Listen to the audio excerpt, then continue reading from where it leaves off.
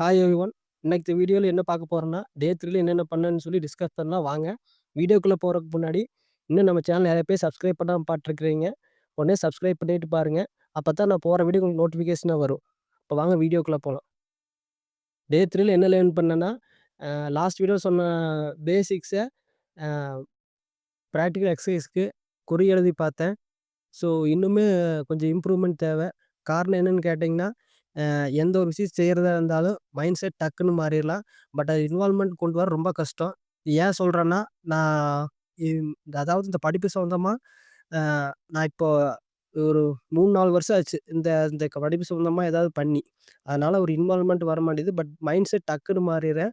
But இன்வால்வ்மென்ட்க்கு கொண்டு வர ரொம்ப டைம் ஆகும். இன்வால்வ்மென்ட் பார்த்தீங்கன்னா 0. அதனாலேயே என்னோட பாதி பாதி கோல்ஸ் போயிடுச்சு.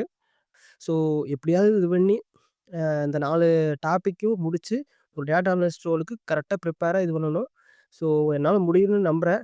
ஆனா இந்த டைம் குறி மிஸ் ஆகாது. கண்டிப்பா இதை முடிச்சு காட்டுறேன். Thank you.